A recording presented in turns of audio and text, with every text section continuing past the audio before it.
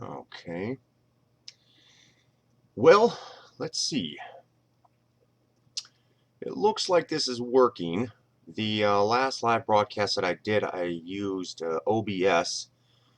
Well, actually, 2 live streams ago, I used what was it? I used XSplit, and that's what I'm using now. Um, then after that, I went to OBS, but I just tried using OBS to fire this up, and for some reason, it wouldn't recognize the key, the stream key. So I had to switch back over here to XSplit on this. So in this video, you guys, I'm gonna show you how, based upon some of the questions and feedback I got from the last live stream where I was helping out those channels and pointing out some stuff with those channels. I had some people ask me about questions on how to find stuff in their account, where to look, how to find, view count and how to relate view count to watch time, and who whether your channel is being supported via subscribers or being supported by searches, etc., etc. So I'm going to show you guys how to use your account. Now this, I'm on a PC right now. On mobile devices, it's different. You're not going to be able to do some of the stuff that I'm going to show you how to do here. YouTube's stuff on mobile devices are a little bit well, you have to play around with it a little bit to find certain information, but it's primarily, a lot of it's kind of generalized. At least on my little next book here, it's been generalized. But right now we're on PC, and I'm going to show you guys how you can find information in your account. And yeah, so here, I'm going to fire up here in the big blue screen. You can see my cursor. I'm going to bring up Internet Explorer, and we're in my T-Man's Builds account. What you do is now this is all on PC, remember.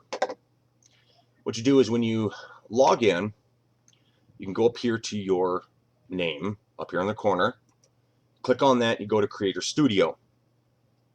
Once you jump into Creator Studio, you go down here to Analytics. Once you get in Analytics, this is a really kind of a neat feature that YouTube added within the past year or so. You can look at how your channel is performing within the past 24 to 48 hours, and you can see your views. And this happens like right now. It's happening right now. It is 5:44 p.m. Sunday afternoon, my time, Mountain Standard Time up here in Montana. And so you can see here that this shows what videos are being viewed the most within the past 48 hours from the time of now, right there.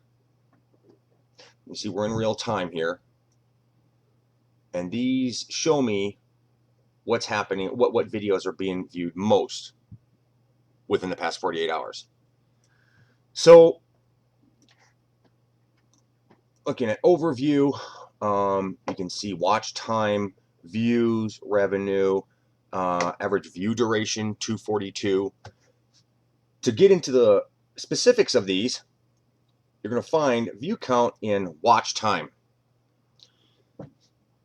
You see these tabs up here, YouTube Red views, how many minutes have been watched on YouTube Red, people who have signed up to YouTube Red, how many views, and this is all within the last 28 days. I can change that and make it this month. So we're going to do that. This month. So for this channel, so far, I've gotten 1,994 views as of the 22nd, like 2 days ago. Now, shows watch time, how many minutes have been watched each day. But let's say we've got from the 1st of this month to the 22nd of this month.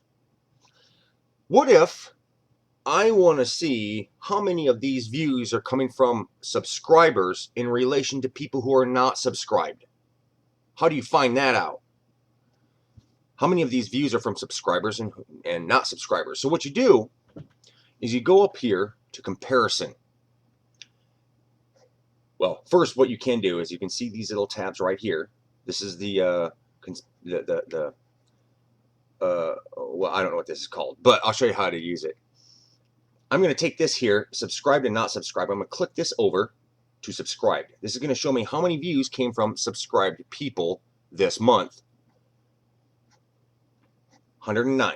So these views are coming from my subscribers on this channel. I'm going to come up here to comparison. Compare. Now, if I wanted to, I could compare specific videos, playlists. I think you can compare playlists. I haven't really tried that yet. But remember, we're on subscribed here. So now what I'm going to do is I'm going to come down to one of these comparisons, and I'm going to change on not subscribed. So now what this is going to show me is how many views are going to this channel or these videos from subscribers and non-subscribers, people who are just finding it on YouTube and being like, okay, that's a dumb video, and then not subscribing and going someplace else. Hey, Alex, what's going on? Salute! So, we're in comparison. See, but the comparison thing only does two comparisons. So you can't compare your watch time to view count to last year's watch time, or something like that. So yeah, Alex is from Romania. You saying hello from Romania?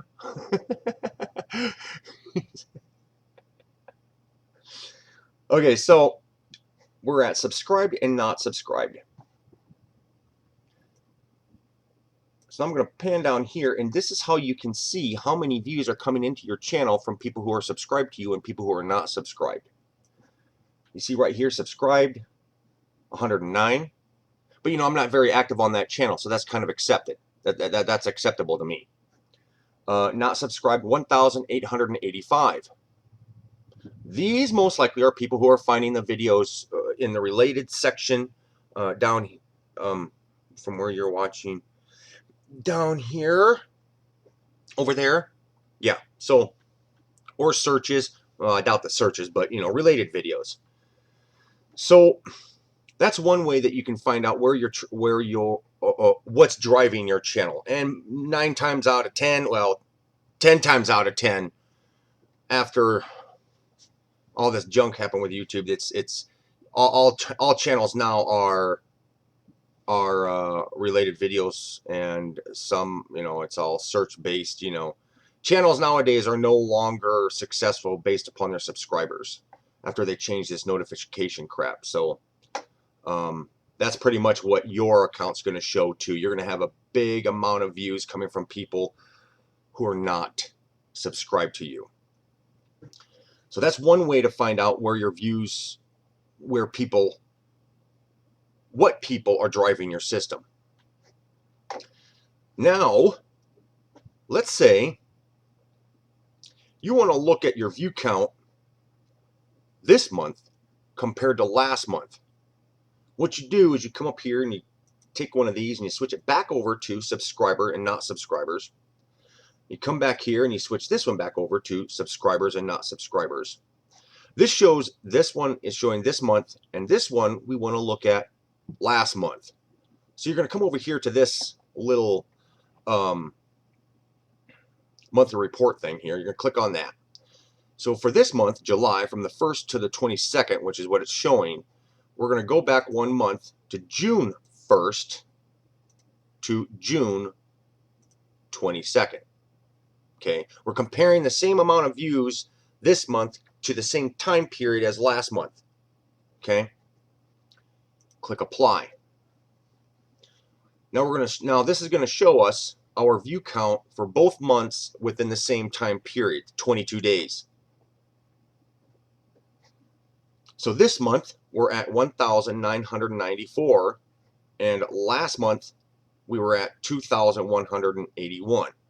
So you can see that the view count kind of dropped a little bit. That right there is the reason why you hear me saying my channel, my T-Man's Go-Karts channel, isn't growing. Because I come in here and I do this comparison, and if I see this roughly the same amount of views as last month or the month before or last year, and I see the same amount of views, the channel hasn't grown. It's stayed consistent. It stayed planed out.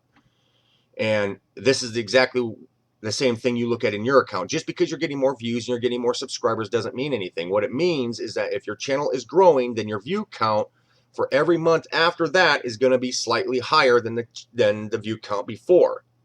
That's called growth. Understand? So let's say if I were to look at, you can also do this on a yearly basis too. Let me look at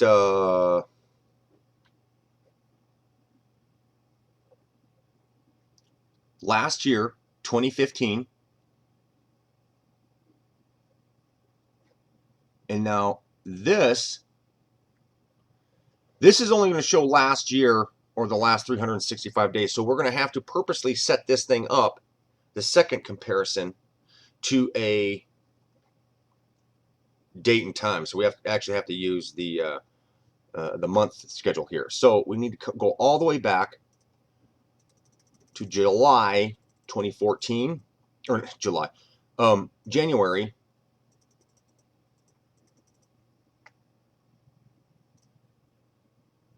January 1st, 2014, back to December of 2014. Okay, so now last year is 2015, and this is going to show us view count for 2014. Click apply, wait for the calculation to happen, and to show us the crazy chaos.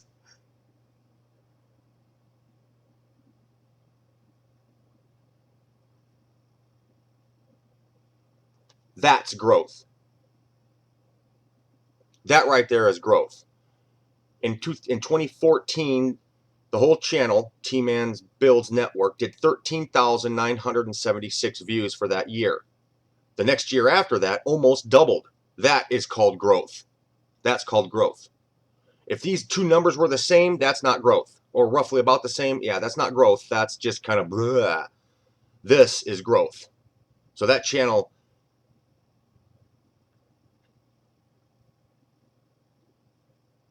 wow. Okay, I like seeing that. I like seeing that. That's cool. That makes me feel good. Cool. Oh, but look at all this. Wow, what's going on here?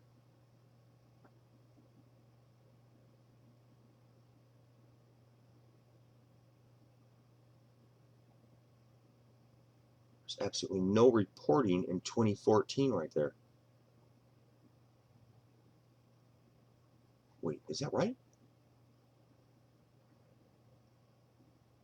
The orange is, yeah, 2014. There's no reporting for like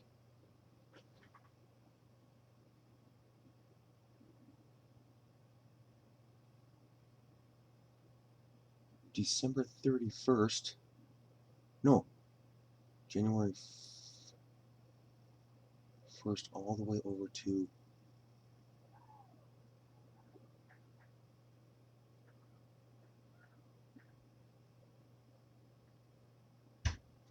what?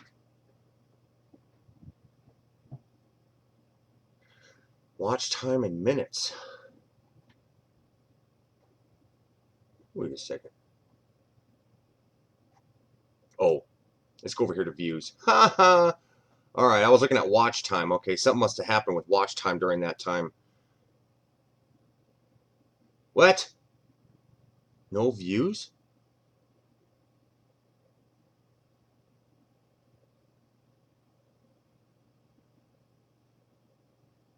What's going on there?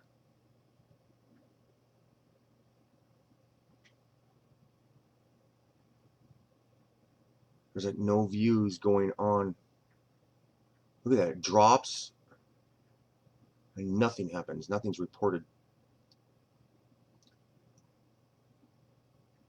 I'm going to have to investigate that and figure out what the heck why the heck that's not reporting anything. all those days. Look at that massive drop, blah, and then nothing, and then all of a sudden, what? Okay. Anyways, so yeah, but now, like you can see here, okay, YouTube red views are going to show nothing just because. Landon Miles, what do you do in these live streams? Well, most of the time I just kind of, well, sometimes I pull other people in here and we chit chat and stuff like that. That's when we're on the live Google Hangout. But these live, the last two that I've done, I just kind of give out some information to help people out with their channels. That's what I'm doing with this one. So people can find information on how good their videos are performing or their channel's performing, stuff like that. This is more, I'm showing more of an advanced type of thing other than just going in and looking at views. I'm showing comparisons, how to figure out where your traffic's coming from, what's your biggest video that's being watched, why is it being watched, etc., etc. So I'm just kind of like showing more in-depth stuff than what you can, well, pretty much find on a lot of YouTube. I'm on YouTube here. If you ever try looking up how to use your analytics on YouTube, well, you come across all this real generalized crap that really doesn't help you much.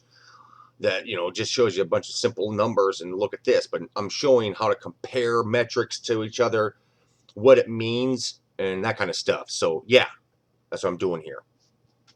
Just helping other channels out there understand how their system works. But this channel that I'm evaluating is my T-Man's Builds channel, where I just like build other stuff other than go-karts and crap like that. So yeah. I didn't want to pull up my T-Man's Go-Karts channel into this because I'm logged in and I'm live streaming, and the luck I've had lately with some of this live stream stuff, it's better for me to use a different browser than use the same account on a different browser, and you know, just crazy crap happens. But yeah, so yeah, that's what we're doing here.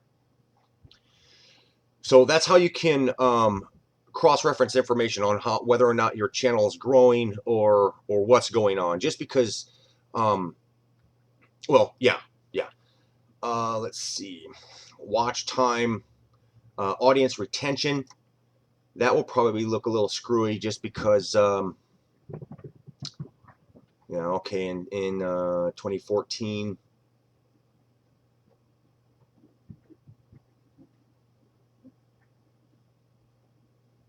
We're looking at 3 minutes and 11 seconds, most of the watch time, and then it kind of dropped down in 2015. Now this might be, well, I don't know, that's weird. I have to look deeper into some of this other stuff. Demographics. This shows how many boys and girls are watching your stuff. Comparison functionality is disabled because of your stupidity. What? Here. Okay, let me cancel. Pew! We're going to cancel that. There we go. Okay, now this is showing us from last year, 2015, what my demographics is. View count, not subscribers. View count. Oh, I wonder if I can show subscribers. Well, subscribers are not subscribed. Yeah, you probably could do that. Oh wait, no, because a comparison would. Yeah, I just got out of comparison. Didn't work. Okay. Well, anyways, yeah, this shows 93% of the views on this video on this channel are male, 7.3 are female. Where they're coming from, what country, playback locations. This is what kind of platforms people are primarily watching your videos on, whether they're watching them on PC, iPhone, tablet, etc., and etc. All right, so we're going to look at this here, and we're going to see that,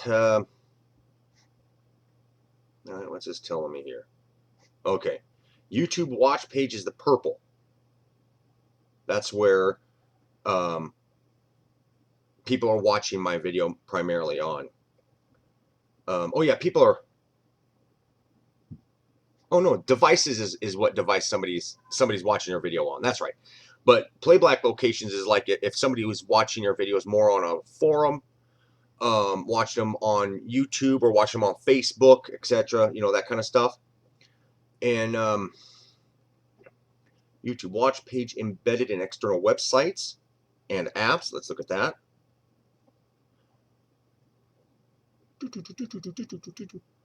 All right, you can see. Come on. About 2,000, or no, about 734 views happened from my website, weldingweb.com, Google Plus. These are the views here. Watch time. You got to be careful. You got to really be careful what you're looking at, because you can look at this and say, "Oh wow, there's 2,000 views," but that's not 2,000. That's watch time right there. So make sure you pay attention. And this will pretty much show you all the websites where people are watching your content from. Do your app video views shop up in this? Do my app?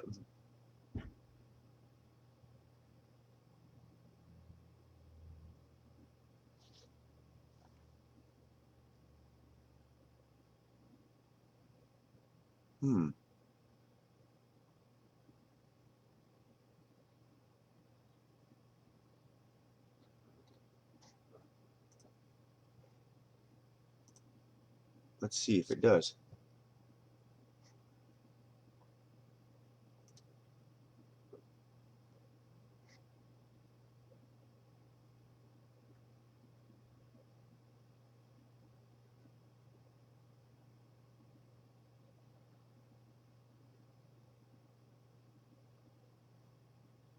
No, it don't.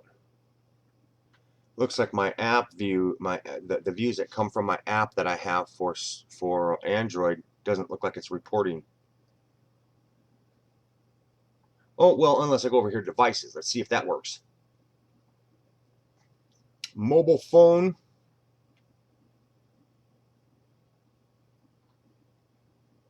For this year? Huh. I don't know if that's actually coming from my app, or if people are just using the Google or the YouTube app to come and watch and see the videos. There's 8,619 for this year. Remember, we're looking at this year. Computer, which is normal, like what I'm on right now. Tablet, that's most likely like these kind of things. But you got to kind of be careful about the tablet idea, because some notebooks, like laptop notebooks, are registered as like a tablet, so that you can't really trust that as being only tablets, So TV, it shows people who are like see the videos on TV, like YouTube's TV thing, or I don't know if the Xbox is registered under TV or PlayStation Network or anything like that. I don't know if any of those. I think those are registered as being TV. I think. I'm not really too sure. I don't know how they would show that. Traffic sources. This will tell you where your traffic is coming. Most of your view count of your traffic sources are coming from. Suggested videos, 6,000. YouTube search, 6,000. External, 3. Let's go check out external. Let's see where. Oh, Google search unknown. Safari app. Oh, wait, no, I don't have a Safari app. Samsung Internet for Android. I don't know, maybe.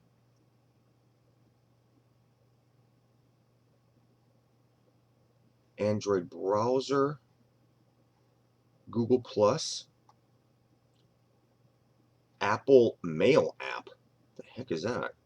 I don't know. Android Messenger. Huh. Google Mobile. Facebook Mess. Oh, 2 views. Gmail.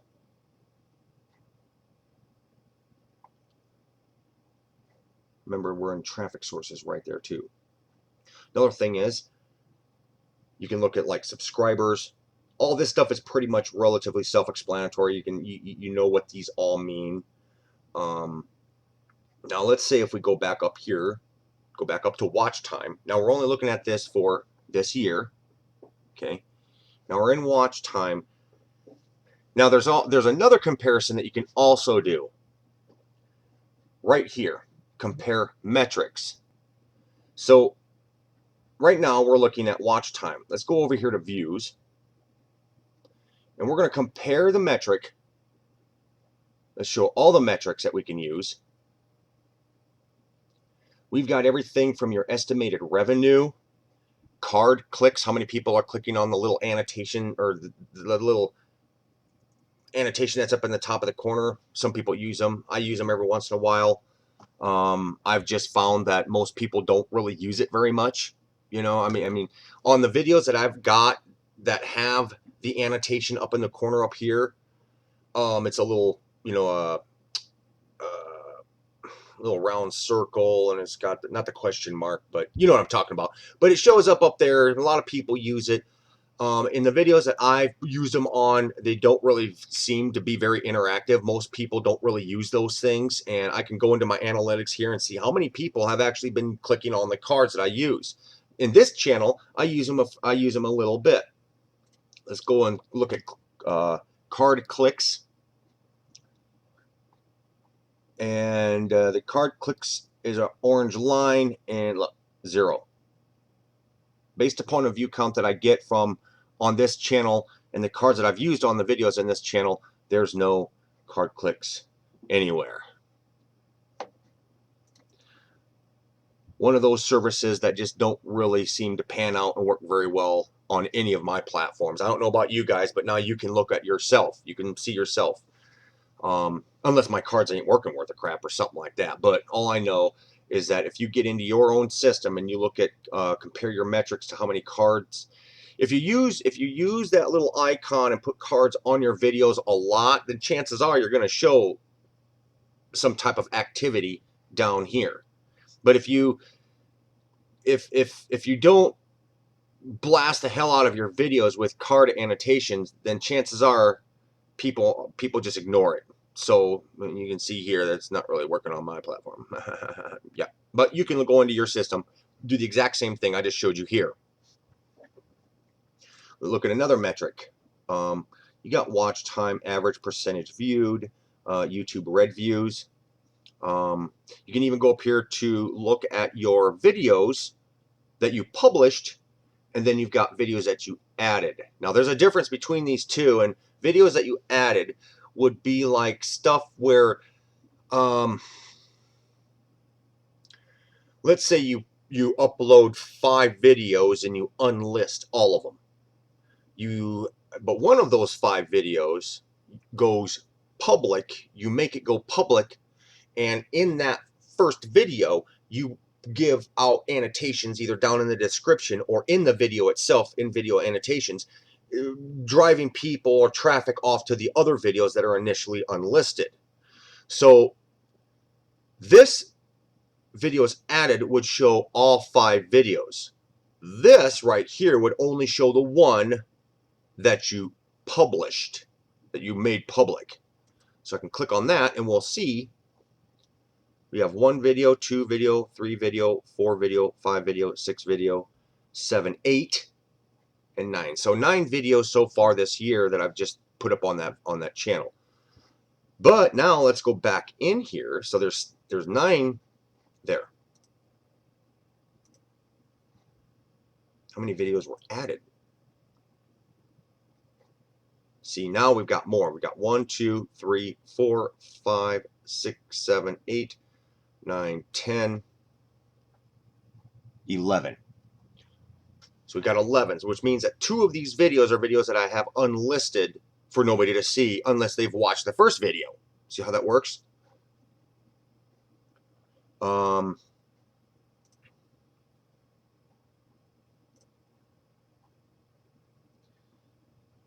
Let's see.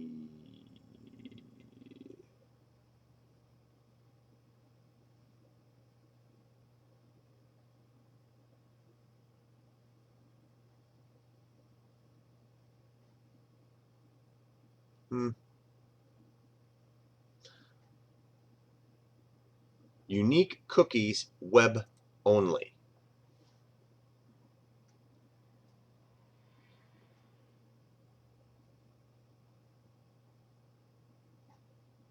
The orange line is the unique cookies, which means people who are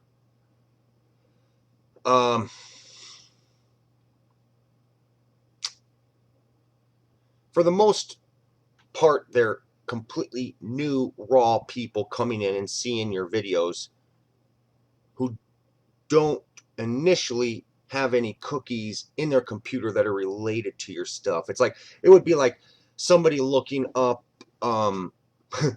how to breed a llama and suddenly seeing you know, somebody's I don't know, seeing a video where they talk about UFOs. There we go. That would be a good inclination. They're looking up. They've got their computers filled with how to breed a llama, and then they see another video that's over in the related section and says, "Oh wait, you know, look at the crazy UFO that I just found in my backyard," you know, and they're like, "What the hell is this stupid?" And they go over there and they click on it to watch it. That would be a unique cookie. That would be somebody uniquely coming into your content and seeing it. That's what that is. So, getting up into your channel. Bing! All right. YouTube has changed this. Look at this. They changed this layout. It used to be a big long list of stuff that you were okay to have. Now they have all these little boxes. I don't know why they did that. I mean, it's just, yeah, weird. Let's just fill up the page with a bunch of little boxes. Let's do that. Sea Bass, Vape Nation. Looks like it might possibly show up in unknown tablet or mobile, I guess. Yeah. Let's see. This is the place. Now, keep in mind that there are 2 places in your account that shows relevant information on how to set your account up. Right now we're in channel. We got monetization there. Upload defaults. These areas, or well, let me do this one at a time. Copyright statuses, community guidelines. I'm just rocking and rolling on that. You know, most of you probably are too. All my stuff is enabled. Live streaming is enabled. Fan funding is enabled. What else? Content ID appeals, paid content.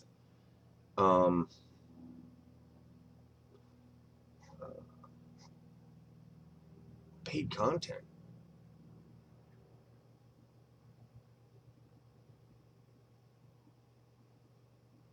I don't think I enabled that.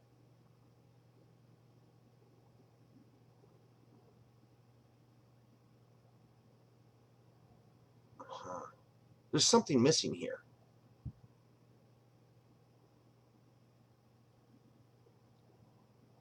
I can't think of what it is. Custom thumbnails, external annotations. External annotations primarily just will take you off to your own website. When you get into your, when you start getting, if you want to take your channel to the next level and be able to initiate external links in your annotations on your website or on your videos, you know, like that little circular thing that's up in the corner, you know, you can say like, go visit my website, and you can click on it and it'll take you like over to like my website, you know, or whatever. That is where you would come up here to the advanced section. Now the advanced section is something that you would use. What? It's gone. Wait, maybe I never did do it. What? Okay, but anyways, that's weird. I thought I had this channel set up with the external annotations, which is weird because you normally can't get external annotations off your website unless you associate your website with your channel and it gets cleared via Google. What you do is you would type in your website index, your home page of your website. You would type that in here. You would click on add, and what would happen is you would then be taken off to a section in Google that they give you a some code, some HTML code that you got to take over and put that into the header. Well, this is one way to do it. They have two ways last I checked, but you take the HTML code and you put it into the header as a TXT file of your website, and you click initiate or authorize, and Google goes into your web page, sees the code that it gave you, authorizes your web page as being your web page, and then you take that web page and put it in there. And it also cross-references your Google account with your website and stuff like that. This is how you authorize your YouTube channel with your website. There's other ways to do it where you authorize your Google Plus with your website, and that's where you get that little icon next to your name, the little Google authorized. This is the official channel of whoever. So some of you might see that kind of stuff when you're going through YouTube. You'll see somebody's channel name, and then they've got that little icon next to it. Well, that's just saying that channel is officially that person's channel. But it's I don't understand. I've done everything that I was supposed to do and set everything up and did all the coding and all that crap associated with my website, followed all the directions on Google Plus, how to authorize your Google Plus account with your website, and to show that you're the guy who's doing it and it's your system. And I still haven't gotten that thing set up. And I think it's just one of those things that YouTube just says, oh, here, okay, yeah, we'll let everybody know that you're officially the person who does it. So I really don't understand the meaning behind it. Really, I really don't. I think it's some, I don't know. But anyways, my stuff is all connected with my Google Plus, with my website, my YouTube channel, and all that kind of stuff. Everything's interlinked together. So there's no are you really the real T-Man? There should be none of that crap. But I don't know what's going on there. But anyways, this thing right here is how you create an annotation off to your website. You cannot. You have to be the website owner. You cannot use like Facebook. If you have your Facebook page, you can't put your Facebook page in there because you have a subdomain under Facebook. You don't have a domain under Facebook, because in the beginning it says facebook.com/T-Man's-Carts or whatever, or Jim Bob Blowjobs upholstery and fabrication or something. So that you get a subdomain via Facebook, so you can't put that kind of link as being a click off site link in this section. You can't do that. You have to. It has to be your own domain that you own, etc., etc. So that's how that works right there. Allow channel recommend. Oh, this is just email settings and stuff like that. Your Google Analytics property tracking ID. That is where you want to connect your YouTube to Google Analytics. Now, this account isn't connected to Google Analytics. My T-Man's Go-Karts channel is to Google Analytics. So even though you can come in and see your views on all your videos and your channel and everything accumulated, the one thing that's really hard to find is how many people are going to your channel, your actual channel. That's where Google Analytics comes in. Using Google Analytics and associating your Google Analytics number with your channel, you can go into Google Analytics and see how many people are coming to your channel and see what people are going to what pages of your channel. So if you have some great links in let's say you have a plethora of specific links that are great stuff that you personally use all the time and you want to share it with everybody. And what would be easier? Would I take all these links and put them on my channel on my Abouts page? Or should I go over into my default settings and put these links into all my videos? What would be more practical? Are people looking at those links more in that, or are they looking at my channel? Well, you can, using Google Analytics, you can go in and see how many people actually go into your Abouts page. You know, if there's 10, you know, it's probably not a very practical thing to post all that stuff in there. If you're getting a good amount of traffic to your Abouts page, then yeah, sure, great. Or you can put them both in your descriptions or on your channel. That's where Google Analytics, he's gonna crash. He's gonna crash. Just know it. Hey John, what's going on? Waving a hand at you. Let's see. So, redirect URL. This is something you can have some fun with, but YouTube every once in a while will catch you doing it. Let's say if other people in another country go to click on your video pops up and they want to click over to your channel. So they click on your name on your channel to go over to your channel and watch. What you can do, this is kind of crooked to do, but it's still okay. You know, it's a way to get another view out of it. You can put in a URL here. Oh, well, let me first, what this is initially used for, this redirect URL. A good way to use this for some of you out there, DonnieBoy73, some of you guys have watched his videos, and a lot of you are subscribed over there to his stuff. This would be a great thing for DonnieBoy73 to use because he has his English-speaking channel and he has his French-speaking channel. If people watch his English-speaking channel, but their own personal YouTube channel is registered as being a in France, he could put a redirect URL in there going off to his French-speaking page. So if I spoke French, but I find his English-speaking channel and I want to click on his channel to go check out his other videos, the moment I click on his name, the system recognizes me as being French and then will redirect me off to his French channel. That's how that works. But like I said, you can use this to play around with. You can put in a link in that to like maybe your most viewed video, or maybe even a video that has a higher watch time but doesn't really get too many views. Let's say you want to enhance your watch time on your channel.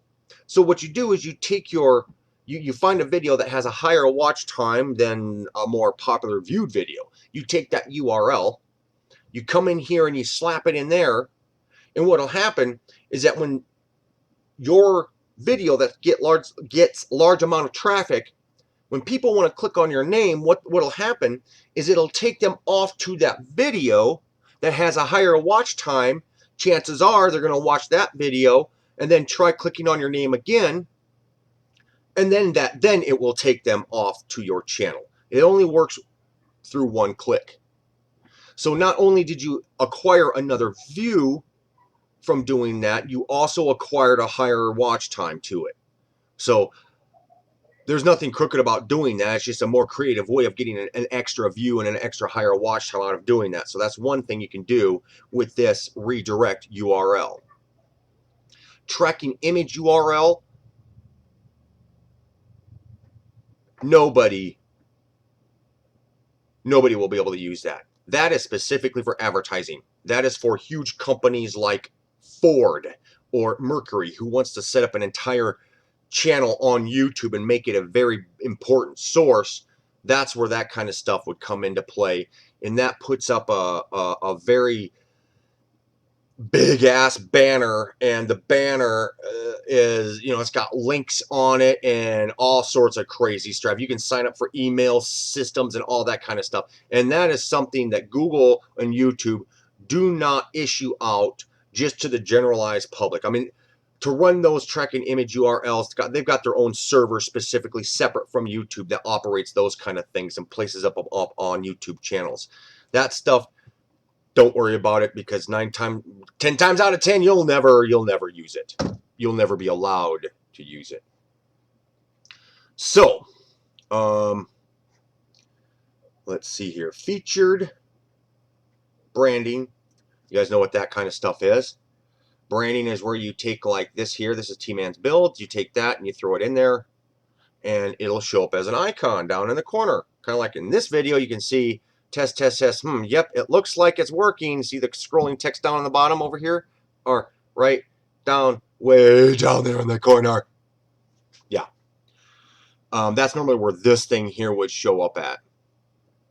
You want to make the background, this is more of an advanced feature, because you can't just put like your icon up on it. It has to have a transparent background, and the text has to be legible. People have to be able to see it. So you can't put like some emoji in there or anything like that, like a thumbs up or any kind of, well, you could do that, but the background has to be transparent. It can't be an eyesore. That's why I've got T-Man's Builds here, and T-Man's Go-Karts is also on this channel. You guys should probably be able to see it by now. Guts and Custom Knives. What welder do you have? Okay, this is a little embarrassing, but I use a Harbor Freight 110 flux core welder. That's what I use, because I don't have any money to buy anything better. That's what I use. So far, it works. It works decently. I'm kind of afraid that if I ever get a better welder and get an oxygen tank, I'm afraid that I'm gonna have to relearn how to weld all over again, because I've been using that kind of welder since day one. One of those El Cheapo crappy ass welders and bad wire and all that kind of stuff. So that's all I can do. Featured content. This is where this stuff comes into play. Some of you guys will see people putting up these little flyouts that happen in the video while you're watching at a certain time period. Mine comes out at 2 minutes and 30 seconds. Yeah, they are. Those kind of welders, they're pretty decent for the money. Yeah. I've also heard that if you the performance of the welder will work better if you get a better type of wire, because Harbor Freight wire is real dirty. I used a small 2-pound spool of Lincoln electric wire once. It was flux core, and wow, that made a world of difference when it came to welding. I mean, I didn't have as much splatter all over the dang place. It penetrated great. The arc was great. I didn't have any problems with my tip gumming up. I've done a few videos where I talk about problems with these Harbor Freight welders and some of the problems that I've had and stuff like that, and give pointers and stuff like that. But I've done videos like that. Yeah, it seems like the better the wire that you put in those things, the better the performance is. The one thing that's really hard about those welders is that their duty cycle it seems to be pretty decent.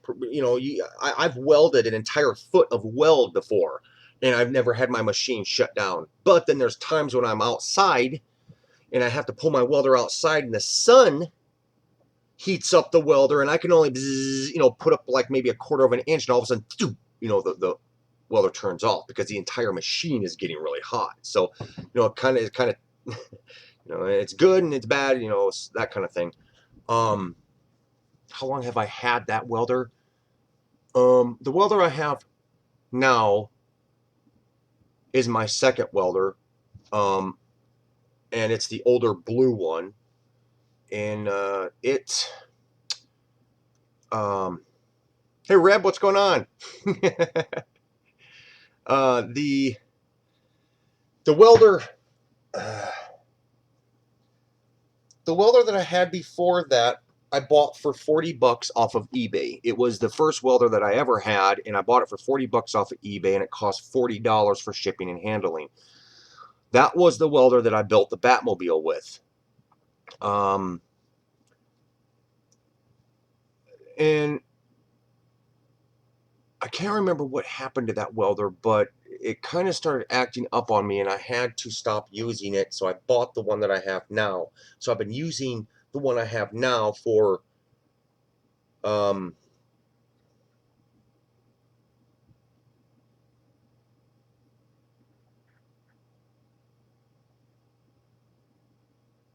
wow, since like 2000, since like 2010 or 2011, something like that. Wow, that's actually lasted a while, oh, quite a long time. I never realized that.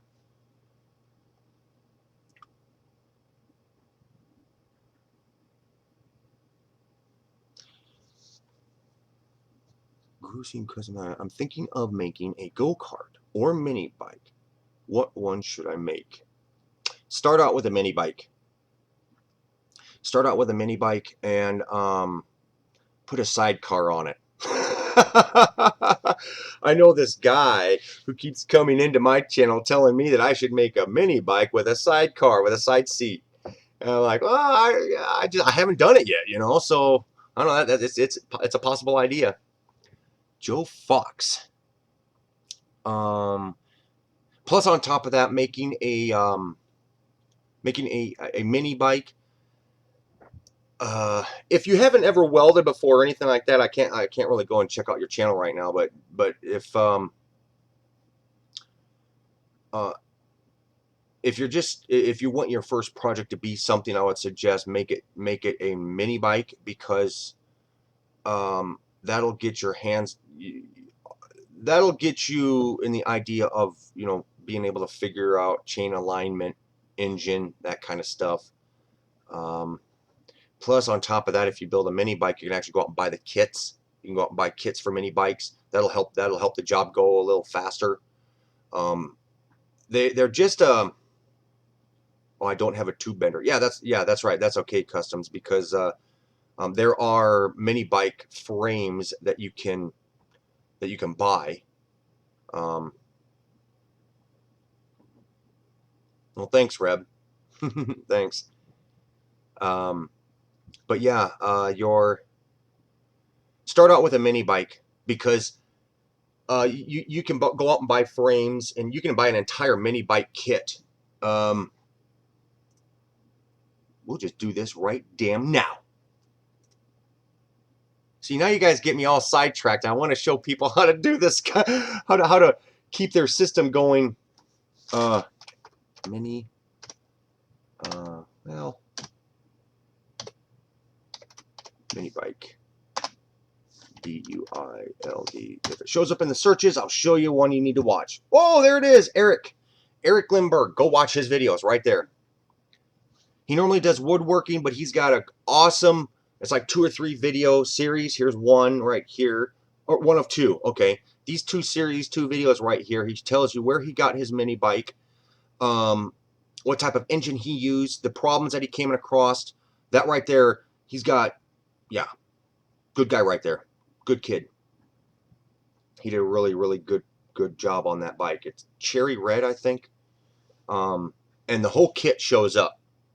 The whole kit shows up. This something like this will get your feet wet on figuring out sprockets and chain alignment and all that kind of stuff. You know, that kind of build. Then you can move on to like building a go-kart, you know, frame and all, you know, that kind of stuff.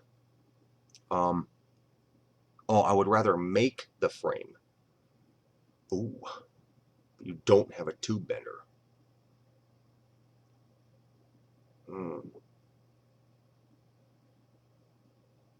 Well,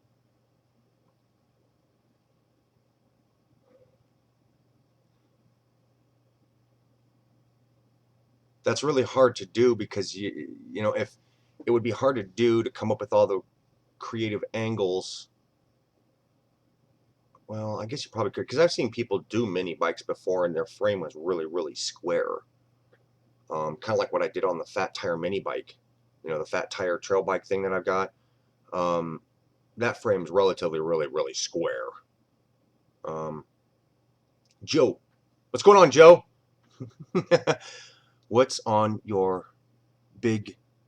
Wait, what's on your get big go-kart build? What motor is on it. On my big go-kart build, the Harbor Freight 4.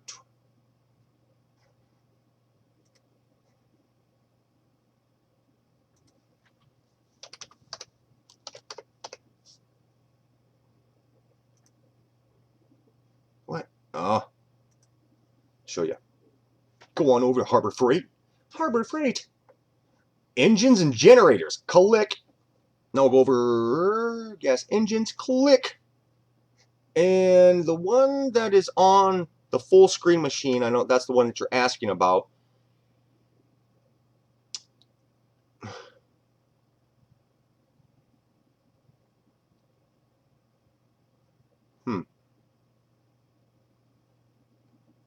It's this size right here. 420.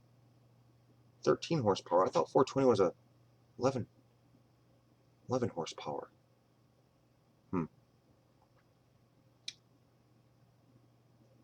Yeah, it's one of these two.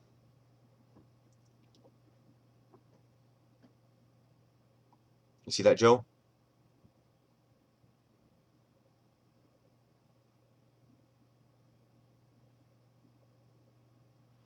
Oh, customs.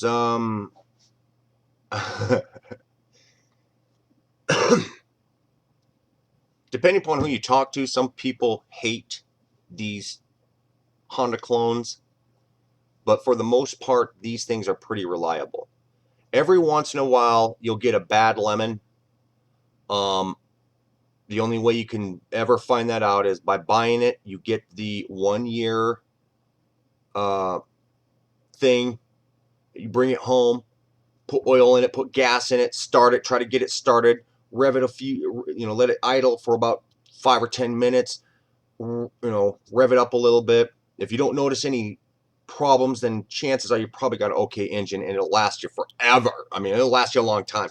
Every Predator engine that I've got, other than the one that's on Allie's cart, which is weird, which is just strangely temperamental. I don't know what's going on with that, but every engine other than that one has served, the 1 year warranty, has served to be very, very reliable. The one thing I don't like about the Predator engines is that the flywheel, the technical specs at the factory for the flywheels aren't really all that great. So the quality control on those isn't very good. So these Predator engines, literally all of them, have a real bad, well, it's not real bad, but it's a vibration. There's a lot more vibration in these engines than you would have if you had a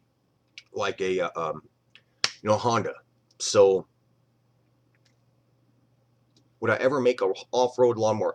I started doing that, Joe, but as time went by, I stopped doing it because, well, for a lot of reasons. One reason is because the gear ratio, the sprocket ratio and the torque converter and stuff like that, everything that I was putting on the thing, I already knew how it was going to perform. So it wasn't really much of a mystery. And another thing is that since I'm a go-kart channel and I like to build go-karts and machines and stuff like that, if I would have done something like that, then I would have taken fire away from the mower builders. And I would have had people subscribing to me who would expect to see me do more mower stuff. And I didn't really want to do that. I don't want to be taking view counts away from the mower community.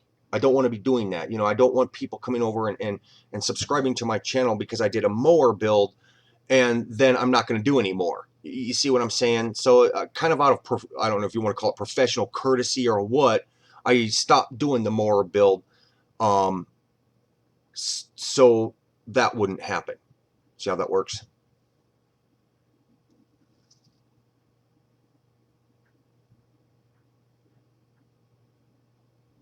Do you use Garage Amino? No, I don't use Garage Amino. No. My go-kart has a problem where it won't run without full choke. It's broke. Hot shot, I'm telling you, it's broke. You're going to have to throw it in the gutter and go buy another.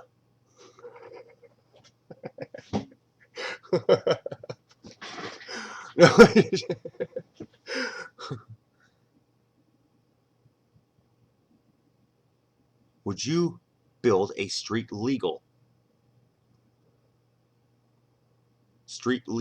do you buggy? Are you on your smartphone? Are you using autocorrect? That's funny. Would I ever?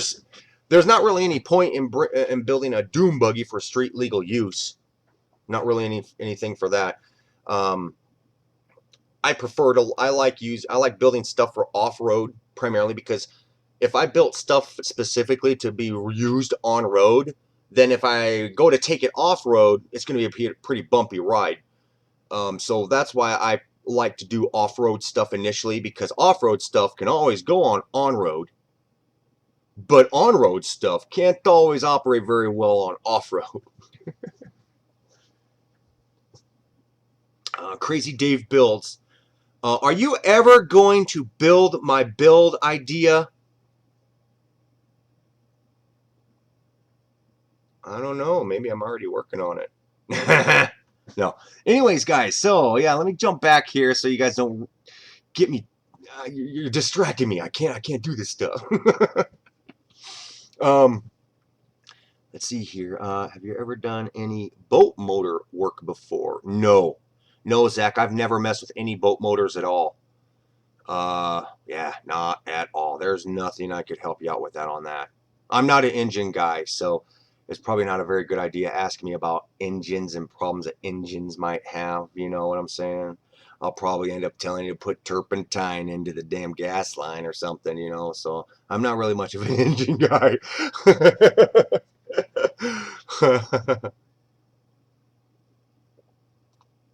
Oh, Joe's typing fast. Okay. All right, but anyways, so let me jump into this here quick.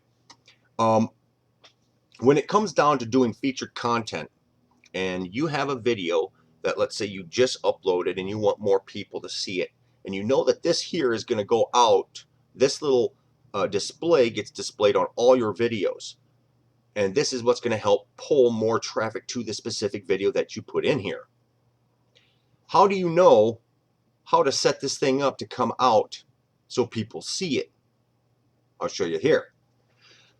Notice how I've got 2 minutes and 30 seconds right here?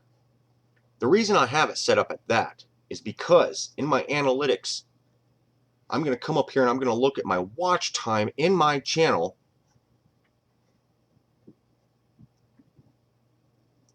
Watch time. No, audience retention. Here we go. We're going to go over here to audience retention. Audience retention is 2 minutes and 32 seconds. See that? That means that on whatever video people are watching at, most of the time, here's a mechanical brake one, mini bike, twist throttle hookup, blah, blah, blah, blah, blah, blah, blah. Most of these people are watching my videos, or these videos, anywhere from 2 minutes 25 seconds to 2 minutes 10 seconds. So there's a threshold. There's an area between 2 minutes and, say, 11 seconds. Let's go down to that one. 2 minutes and 11 seconds up to, well, the top one is 3 minutes. Let's just go to yeah, the top one, 2 minutes and 32 seconds. So there's a threshold. There's a distance there where people, you know, like get distracted and they leave my video or something like that. So my watch time on most of my videos roughly equate out to being 2 minutes and 42 seconds. So with that number, I'm going to come over here and I'm going to come up to my channel. No, channel. No, not community. Channel. Featured content. I'm going to put my start time, custom start time, at 2 minutes and 30 seconds. So I put that call out in my video roughly within that threshold of people leaving my video or my videos. So whatever they're watching in that time period, that call out's going to happen.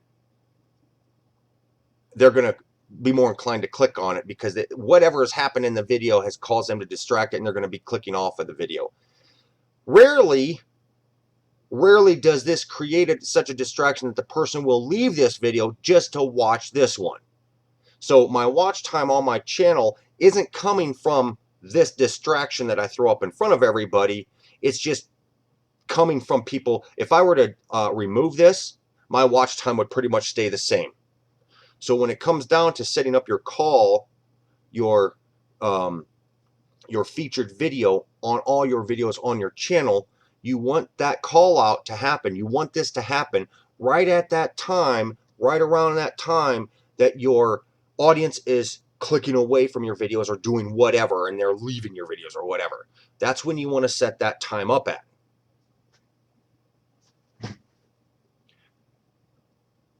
So that's kind of a way of setting this up. It's kind of an advanced way of figuring out, looking at your time, watch time, and getting traffic to drive to other stuff. Okay. Branding. Oh wait, did I already look at that one? Yeah. Okay. Upload defaults. This one. All right. Now, let's see. Dave, yeah, I've never watched any of his videos. Sure.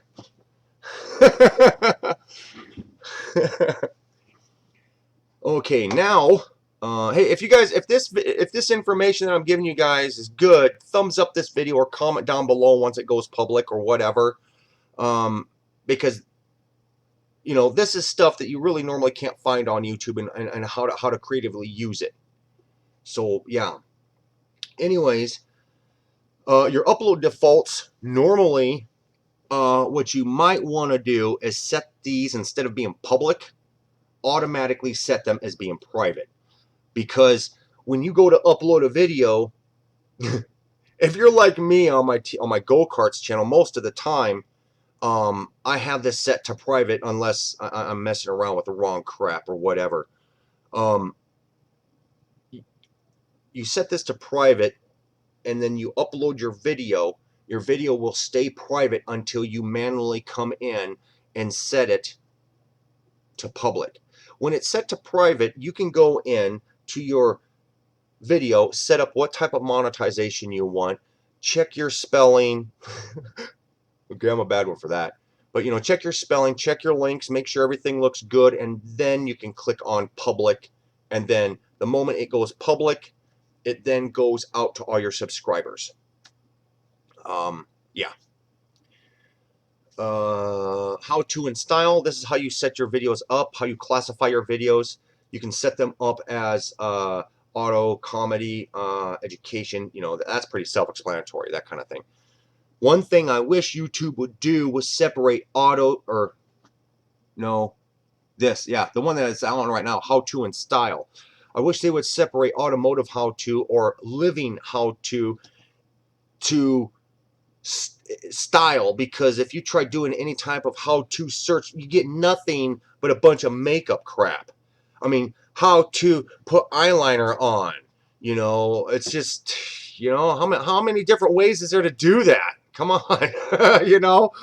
But yeah, so I wish YouTube would separate those two, make style its own section, and make how to its own section. Because taking how to and style and putting them together, you got automotive car people out there like Eric the Car Guy, and his stuff is all how to, and it gets stuck in with women's makeup and crap. But it's I don't know. Maybe they have a system that sets up that recognizes whether it's, well, they gotta because I see it on my channel, on my go-karts channel. It must be, the algorithms must be like channel specific, and then video secondary or something like that. But anyways, YouTube license, this is where you start running into giving people the ability to steal your videos. How do you lock your transmission to have it off wheels going? Oh, how long are you gonna stream live today? I don't know, Reb. Maybe by the time I get done losing my voice or something. I don't know how long I've been streaming now. You guys might be able to see it on the video, but all I've got in front of me is XSplit and my other channel here. So that's all that's in front of me, and my coffee, and my coffee's in front of me too, along with one of these delicious Heath candy bars. I tell you what, Crystal got me some of these. Heath, Crystal brought me home one of these things, and I've been hooked ever since. I mean, I've had them before, but for some reason lately, man, these are just awesome. This is not a paid product placement, so don't go out and buy a delicious Heath from a Hershey's company, big size, yeah, king size. This is a king size Heath candy bar. They're delicious. This is not a paid product placement. I wish it was, damn it. Anyways, Creative Commons attribute when it comes down to your when it comes down to your channel. When you upload a video, if you choose this Creative Commons, that means you're giving people the okay to take your video and do whatever they damn well want to it. I've done this before and made it some little game for people in the past, and it was kind of fun. But normally you want to leave it as standard YouTube license. Title, leave that blank. Always leave that blank. Description, you want to put all your information, all your links, Facebook, blah, blah, blah, all that kind of crazy in there. Legal attributes, you know, I own all this content because, you know, I paid for it and I'm doing it, and, you know, it's my ugly mug on the camera, so yeah, I own it. Tags, you can put in tags. You can do all that kind of stuff. Comments and rating. This is where it's okay for people to come in and, like, say fuck. Or type it out and put it in the comments section. Or say, like, I like boobies. If you like boobies, type in the comments section, I like boobies. You know, this is where you can actually take that kind of stuff and you can block those words, or you can block phrases, you can block channels, you can do all that kind of stuff in the comments and rating. Monetization, that's pretty self-explanatory. You can see here that I do not have a sponsored cards checklist, and it's the same way in my other channel, my T-Man's Go-Karts channel, because a sponsored card is like saying to everybody that you're sponsored. And if you're not sponsored, legitimately going through a company approaches you specifically and says, we want to work with you, not YouTube, not Google, you're being sponsored by us, that's where you do not click on that. Well, technically, if you're sponsored by any company out there, you're not supposed to monetize your content. So, yeah, if you ever come across people out there who are monetizing their content and they're still sponsored, they can get in big trouble for that. YouTube doesn't like that. Because, you know, like if I were to be sponsored by somebody and I'm telling people to go check out their products and stuff like that, and then I've got advertisements running on my channel, I've got advertisements on that video, and then Can-Am, a representative Can-Am, comes over and goes, wait a second, our ads are showing up on this individual's content, and they're giving a shout out to a competitor, to Honda. This video is sponsored by Honda, and my Can-Am ad is showing up on a competitor's video. No, take that off. So Can-Am could pull their ad revenue away from YouTube because they see that crap. So if you've got a paid product placement, or you're sponsored by a company, or you're giving a shout out to another company or whatever, and you're still monetizing your content, yeah, that's bad. That is unethical. So yeah, that's bad. Don't do that. If you're gonna be sponsored, then you do it the legitimate way. Don't monetize your content or anything like that. So yeah, that's how it's done. You probably could get away. You can get away with only advertising this. Overlay in video ads. Those are the things that pop up on the bottom, or it turns out to be a text thing over on the side here. Those are, YouTube doesn't really have a problem with those. But when you start throwing in skippable ads, non-skippable ads, and all this other kind of stuff, the higher paying ads on a video that initially is already given a shout out to another company, they don't like that. You know, Google doesn't like YouTube channels doing that. So as a word of caution, if you're sponsored, turn off your monetization. Do not monetize a video that shows sponsorship from a company. Don't do it. You'll get in trouble. T-Man sponsors me. Yeah, I sponsor Dave. I like boobies. Yeah, Prankster Man. Hell yeah. Ice. Yeah. Oh, Joe Bills. Yeah, I like titties. Heck yeah. You guys. You do know that's going to show up on the video, don't you? Give me a shout out. Joe Builds. Joe, you're actually giving your own shout out because your information is showing up right here in these texts. If you look at the video, you see your stuff. Oh, I guess you can't see the you see what I'm seeing here, but way down over here where you see the text, yeah, anybody who watches this video will see your text, will see your YouTube channel.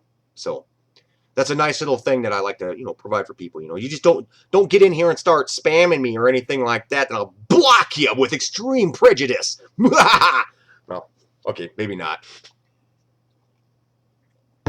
Anyway, so we'll go. I'll set that stuff back up. Automatic mid-roll ads. Yeah, sure. Why not? It'll be irritating to everybody. You get halfway through the video and bing!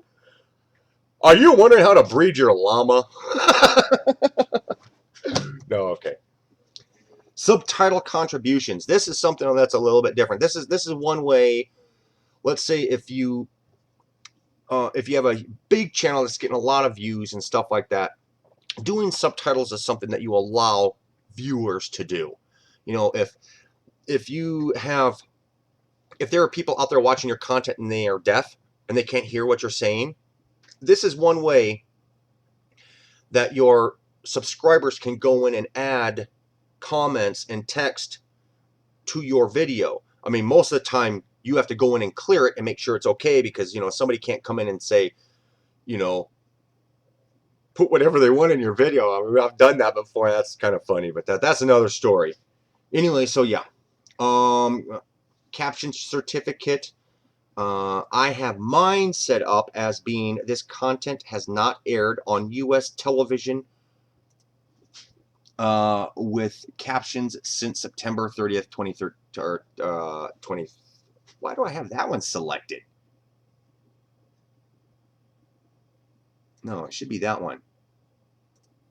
This content does not consist of full-length video programming. You can choose that one, or there's another one here that's this content is not required to have captions. Has only aired on television, blah, blah, blah. There we go, right there. This content has never aired on, well, I don't know. I just stick it with this one. Full-length TV programming. Third one down. This content does not consist of full-length video programming. So, yeah. Okay. Do you like liquor or beer? Preferably liquor. And when it comes down to the liquor that I prefer to drink, I like myself a nice cold cup of Jägermeister. Jägermeister. It's delicious and nutritious and helps you sleep very great. And this is not...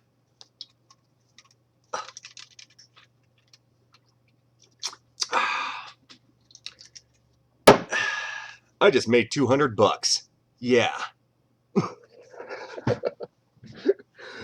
Okay. So. Yeah. Okay, video location. This is you can set your video location up as a default, which means it's going to always show your location where you did your video. Most of the time, that's really kind of pointless, unless you are noticing that other people are stealing your content.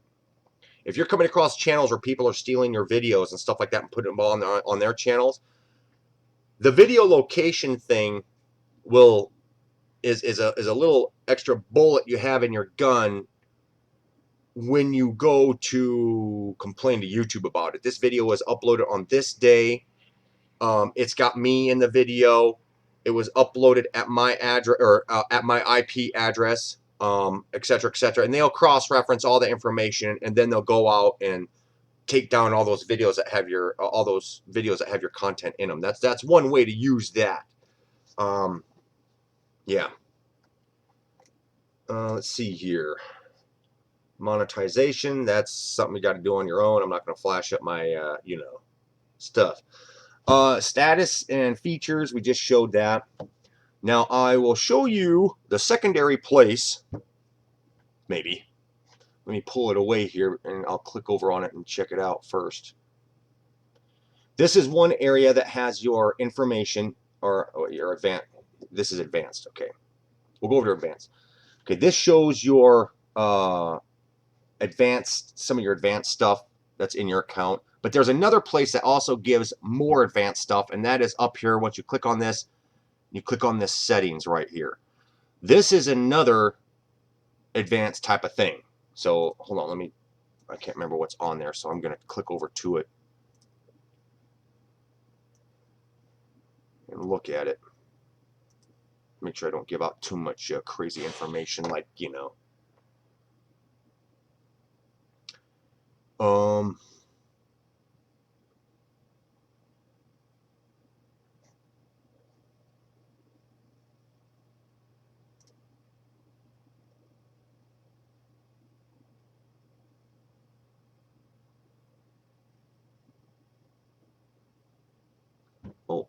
that's cool.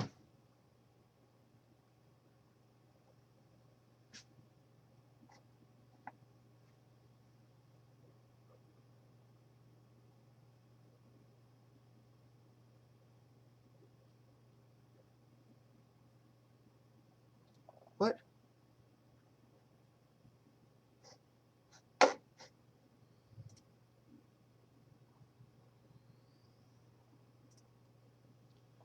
All right, well, I won't show you any of that stuff, but you'll be able to find it up in your own in your own account. That stuff, the stuff that's over here in your settings section, that stuff is pretty self-explanatory. That's where you set up all your email notifications and stuff like that. It also has your like your channel URL, your YouTube ID, ID, your channel ID, YouTube ID, you know, all that kind of crap. You know, that's all in there, and that's not in this. See, this is advanced right here, and there's also another advanced section that's in the settings here. So you'll be able to look that kind of stuff up. Live stream. Live stream is, you cannot use live stream until you get this okayed. This right here is okayed. And you can't, most of this stuff you can't get unless you get your channel verified. You have to have your channel verified as a partner, and this will help you. What they do is you know, is this actually your account? Verify your account. You go in there and you fill out the simple information. Then they'll send you a text on your phone to verify your phone number, or they call you. And then if they call you or they text you, they give you this like 4 or 5 digit number or whatever, and you listen to it, and then you type it on type it in and then hit enter or verify, and then bing. When that happens, that's when a lot of this stuff opens up for you to initiate and use.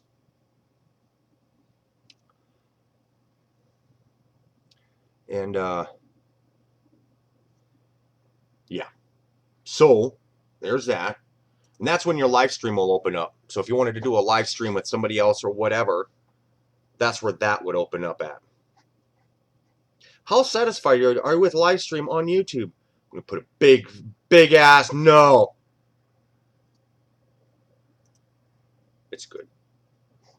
Anyways, events, stream. This is all stuff that you can also search for. These are also, this is, when you start getting into live stream, that's more of an advanced, well, I mean, if you want it to look good and you want your stuff to be good and you want your video content to be good, then yeah, you're going to learn what you need to learn to be good at it. So, well, for the most part. But yeah, so I can issue out moderators, or you can issue out moderators, people that you're best friends with. Most people, your server URL, most of the time, everybody has the exact same server. Well, not everybody, but the servers that handle live stream are separate than what handles video, saved video, for the most part. But then you have your stream key, and that's something that's specific to you. you know, so yeah. Video manager, this, duh, you know, you should know what this is by now. Shows all your videos. And see if there's anything else I'm thinking of. Oh, let's say if you're looking at your videos in your video manager and you want to look at your most viewed video, come over here to newest, click on that, and now you've got a list. I can click on that, and it'll give me a list here of what videos I have privated, what videos I have unlisted, what videos I have that are monetized and ones that are not monetized, and what videos I have it set up so that way people have to pay to see it. I don't have any of those. Then there's this one here, most viewed. Click on that, and this will change and show me what videos are the most viewed videos on this channel. My automotive parts washer. What? What is so great about that damn video? You know, oh man. I got better stuff on that channel that people should be watching instead of that crazy thing. Damn it. Heck, I don't even finish the dang thing. Man. Welding cart redo. Okay, got that one. Dad, I'm streaming right now upstairs. I've been streaming for a while. You have? Yeah, I told anybody who is watching that you're streaming down here. So there might be lag. Are you guys getting any lag on your end? Because we've got 2 live streams going through the same router.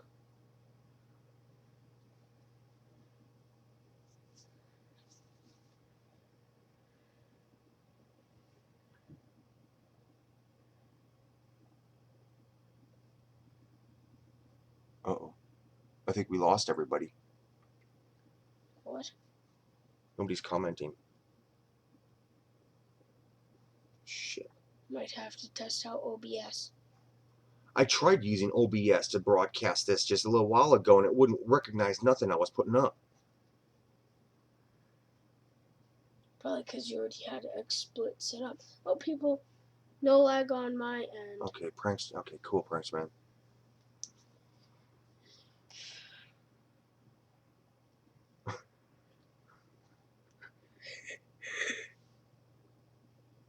We have no lag on both live streams. Cool. All right, well that's cool. Yeah, yesterday I was doing a live stream on the other channel, on the other go-kart, or on the other channel, and we got a power out. Yeah, we had a power out. No, it wasn't power out. It's just we just lost internet.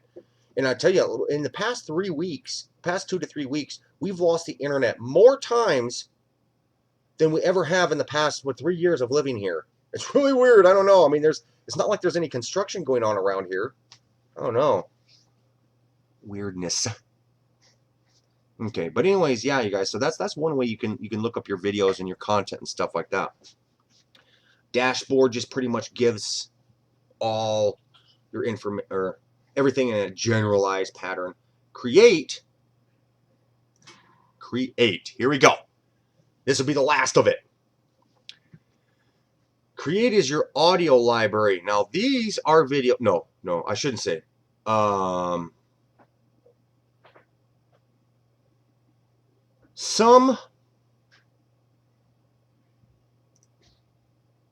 look at this one here quick.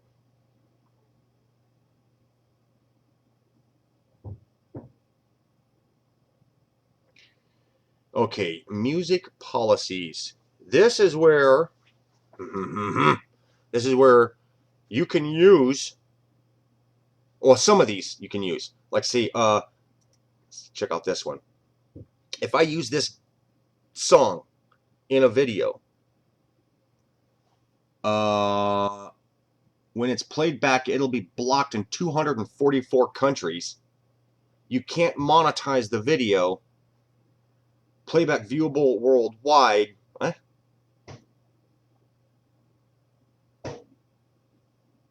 If you prefer, oh, what?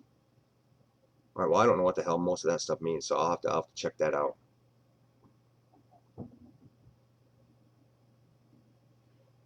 For like Rihanna, these are the attributes behind the song. You know, you can't monetize it. You know, this is if I were to use like popular songs in a video and just that song, not, you know, like what I've been doing for like forever is using dubstep music. You know, that dubstep music is transformative music. It's music that people have taken the original, messed around with it, transformed it, and changed it, and then used that. It's transformative. That's what it's called. It's the legal form. But now people can take that song that they just changed and submit it for their own personal copyright, or sell it off to some other company that'll turn around and copyright it themselves. But that's a real shaky area. So I don't know. But the audio library here, also YouTube also supplies people with music. You know, all this music right here that's in the audio library, and you got sound effects. I've used some of the sound effects in my other videos, and I've used some of this music in my other videos.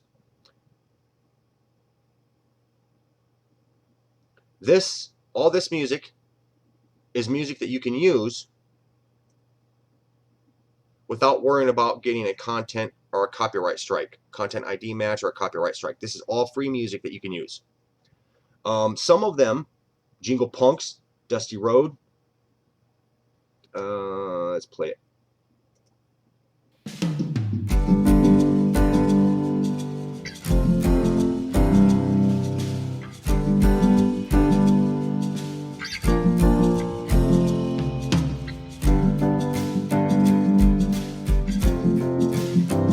That's pretty laid back. That's pretty neat. Dusty Road.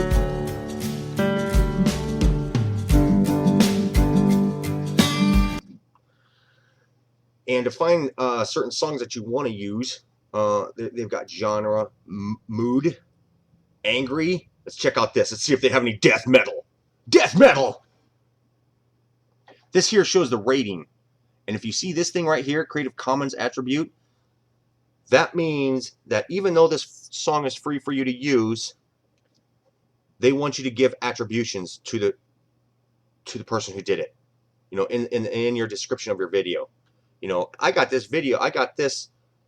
I mean, I do it most of the time anyways. You know, if I use one of YouTube songs or something like that, I give YouTube the credit for it. But yeah, these are the attributions that you use for like this song, Green Days.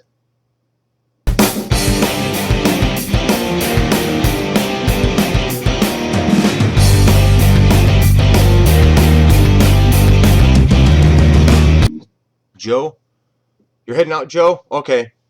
All right, thanks for stopping in, man. And remember, you like boobies. Don't forget to like boobies. Anyway, so yeah, this is where you can find your music, and it is okay for you to download it right into your computer. You can put it in, like I use Sony Vegas Pro 10. I'll download the song into a specific file that's called YouTube songs, and I'll go in there when I'm doing my videos, and I'll look for specific songs that I want to match up to whatever the video is, so the song goes with the action of the video, and then I'll put the song into Sony Vegas, cut it down. I might speed it up, I might slow it down, you know, or whatever, and you can use that. You know, you can use all these things. You got instrumental, you know, bass, electric guitar. You know, some of this stuff's okay, you know, other of it, you know, I don't understand why the hell they put it in there. But yeah. Duration, let's say if you have a, you know, some video where you're talking into the microphone, you're telling a story, and your video is just showing the landscape of mountains and it's time lapsed with flowing clouds, and you just want to tell a story, but you want music behind it, and you know that your video and your story is about 3 minutes long. Well, you can come in here and look up a specific song to put in the background that's going to be 3 minutes long. So you can go click on that. You can click on something that's going to be in 3 minutes long, and it'll give you a list of songs that are roughly 3 minutes long. See how that works? So yeah. Sound effects, yeah. See this. And these are all free for you to use.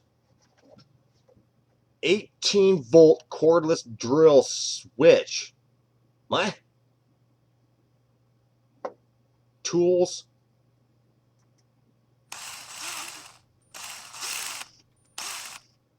Wow. I'd have to really turn that one up in Sony if I want to, you know, in my editing software. I'd have to raise the decibels on that thing.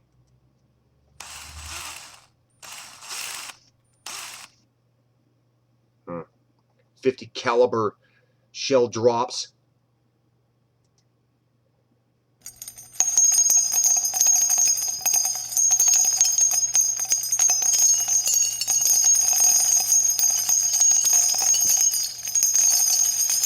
I see what this is.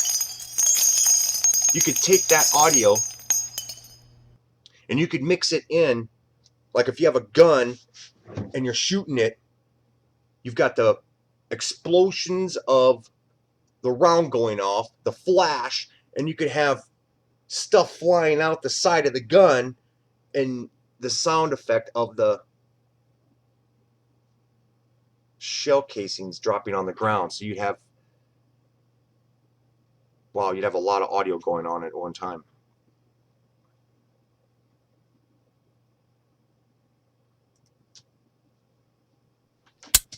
Zipper basher, what's going on? Joe, I like titties.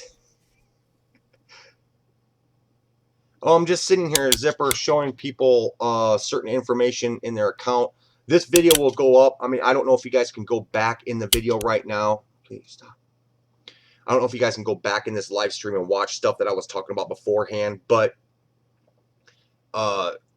once this goes live, you'll be able to go back through it and watch what I was talking about, how to set your account up and how to stuff to pay attention to, how to cross-reference information to figure out where your views are coming from in relation to like your subscribers and your non-subscribers, how to do that, how to look up in your analytics on how to find specific information that you really kind of want to know and you really should know where your traffic's coming from, how to do comparisons, time scales, stuff like that.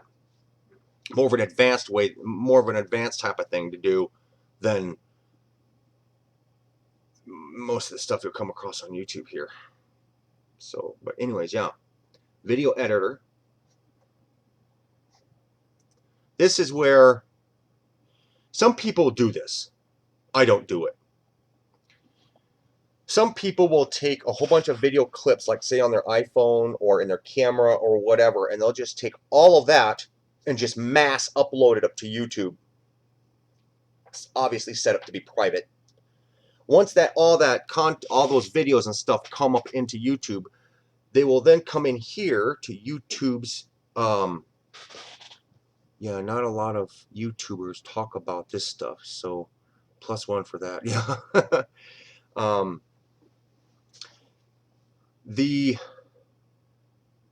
Where was I at?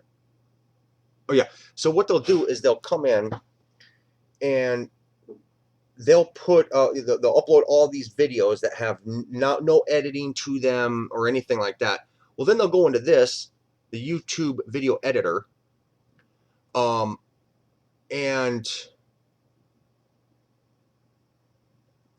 create their video in this thing. I've tried using this thing. I just couldn't get used to it. There's a lot of stuff that I wanted to do with it that I couldn't do, that I like doing in my videos. And this is just, if this was around back in the day when I first started out, this would have been a heaven sent. This would have been just awesome. I would have learned this system inside and out. Yeah, this would have been awesome because this essentially is pretty dang close to Windows Movie Maker. I've played around with it a little bit, and it is pretty close to Windows Movie Maker. There's just certain fancy stuff that you can't do with this video editing thing that's in everybody's account on YouTube. So, yeah, I could take this video and stick it in here, this video and stick it in here. I could crop it, or not crop it, but I could take this and cut out sections of the video. And once I get all this stuff all put together down here, drag video here, drag audio here, So you've got one audio section and one video section. When you go to upload, and then when you save that, create the video, that video goes up on YouTube and goes public to everybody. That's how that works. That's how this stuff here works. So for those of you out there who are looking for some free software or free way to edit your videos or something like that, this is one thing you can do. Yeah. Creative Commons, remix Creative Commons videos. Oh wow, I didn't know they offered that. You could actually take these videos and use them on your own platform, in your own videos. Oh, that's pretty cool. What's this? Add more photos. Oh, you can put photo pictures in there. It's like if you wanted to have, if you had a whole bunch of pictures and you wanted to make a chronological video out of all those pictures, you could just upload all the pictures onto here and get each picture to fade into each next picture. Huh. Okay, that's obviously audio, put music in. And this is, to add a transition. Oh, okay, yeah, this is a transition. Transitions. Cool. This is probably text. Yep. Cool. That's pretty interesting, ain't it?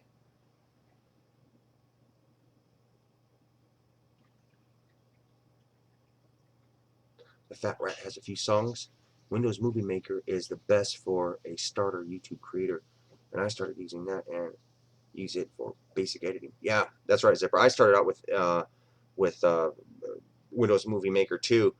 I got okay with that. Then I went right from Windows Movie Maker right into the professional stuff, Sony Vegas Pro 10. You know, I made that big jump. Oh my God, it took me, I don't know, maybe 3 or 4 months before I actually felt comfortable enough to actually keep using it. You should just throw it back. Here, I know what I'll do. Let's see. This happened once. We're going to come back over here. We're going to go up here to music.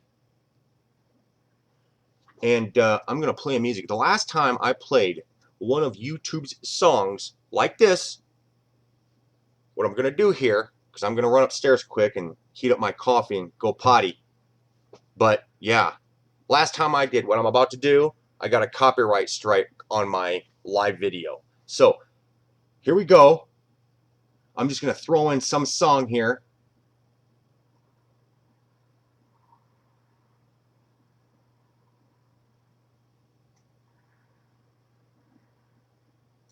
Yeah.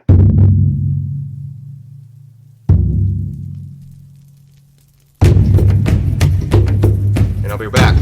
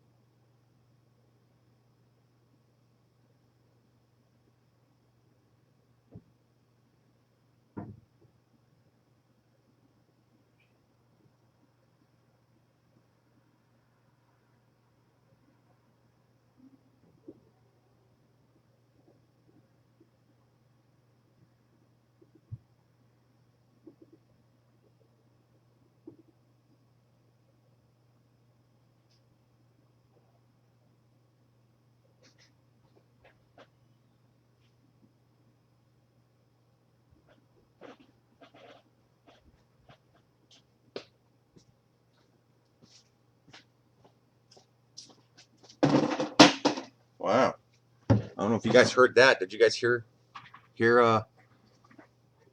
Crystal yelling?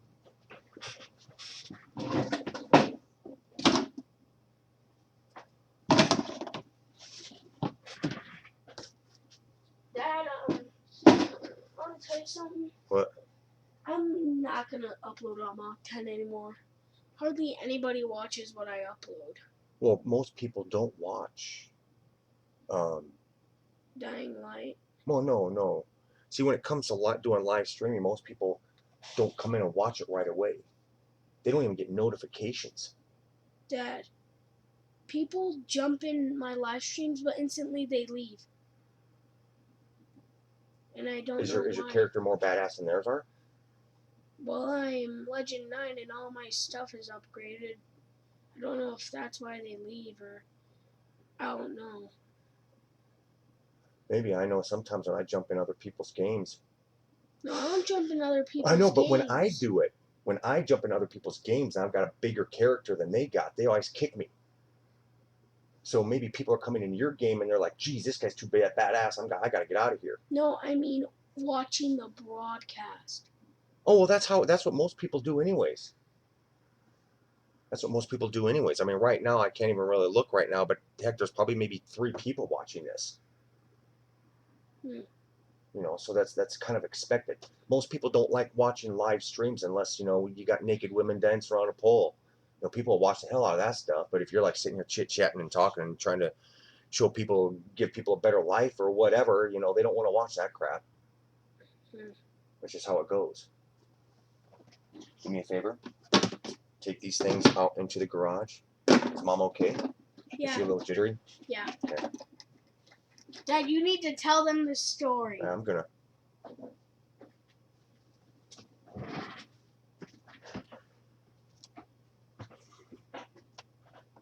So, hey Kim. Hi guys. Crystal just came home and I was upstairs and she says, I just got into a fight at Walmart. I was like, you got in a Walmart? She's like, yeah. She says, I parked my truck. She parked our Jeep, and right next to our Jeep was this, was a black car, and the windows were rolled down about so far, and there was a puppy in there. And most of the time, well, I shouldn't say most of the time, but, you know, when we see that kind of stuff on Facebook and all that kind of crap, we're just like, well, you know, most people, I mean, I've done it. You know, you run into the store really quick, you leave the windows roll up a little bit so the dog doesn't get away. You know, I've done it. But this guy turns around. What she did? She went in and she did her thing, and then she came back out, and the car was still there. It was almost 20 minutes or so. And you know, it's 80 degrees outside, and then in a car with a puppy, and the windows are only up this far. You know, you're looking at 100 degrees inside the car. You know, with a little puppy in there, panting. So she comes out of Walmart. She sees this dog is still in there. You know, and she goes in. She has the people paged. And she said she was sitting in her truck waiting, and the guy comes out and he's like all mad and everything. I was like, what the fuck, there ain't even anybody out here. And she goes, hey, I'm over here, you know, you shouldn't be leaving your dog sitting in your car for this long. And she says that he was like, oh, it's none of your damn business, you should mind your own fucking business, blah blah blah blah blah. And she's like, no. She goes, if the dog's, you know, it's 80 degrees outside right now with the windows rolled up. In 10 minutes, it's probably 110 degrees in that car with that little puppy. You don't leave it. You don't do that with these animals. And then his wife comes out, or his girlfriend, or whatever comes out, and is like, oh, you don't be fucking paying attention to that bitch. You know, she don't do nothing and stuff like that. And Crystal, I guess the guy was all up in her face, and Crystal was in her car, was in her truck, and yeah, it was. They drove off and was cussing at her and calling her a bitch and all sorts of stuff.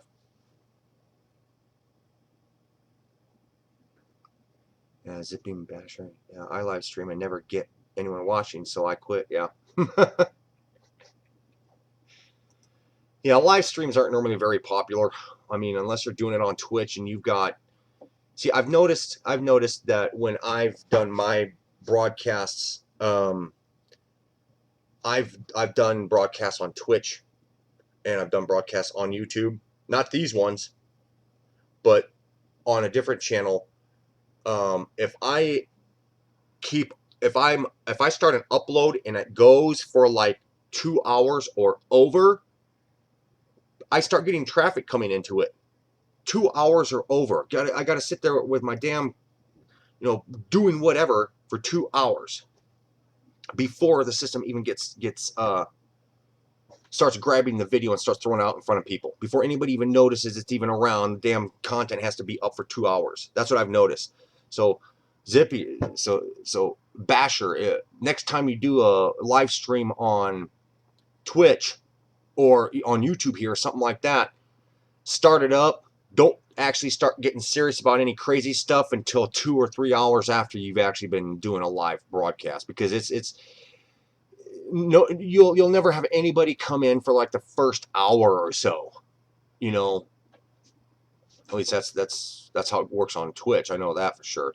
On YouTube, it's a little different because you got subscribers and notified. Subscribers get notified, and you'll have 4 or 5 people come in and sit and watch. But your live streams never perform as good as just some quick slap 7-minute video. Never.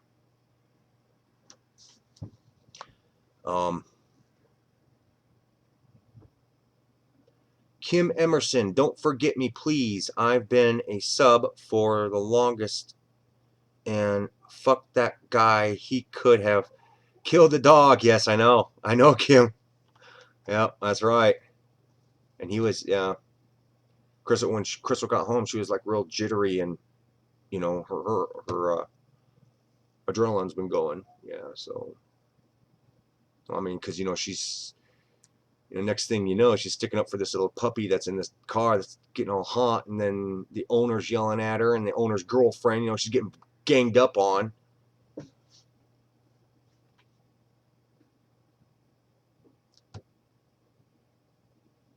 Prankster, maybe do a live build. Yeah, I've thought about doing that, Prankster, as I was doing a live build, but I need a computer that I can bring out into the garage.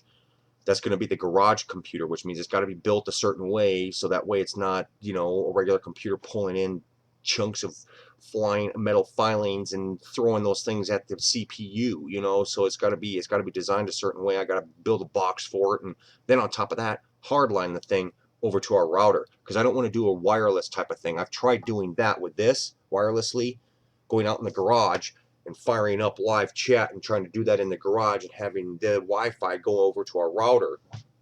That don't work with crap. So if I was ever going to do a live build or anything like that, I'd want to hardline that crap right into our router.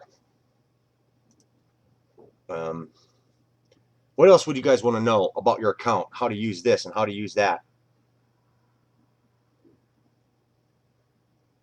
Community. Yeah, we haven't really talked about community here.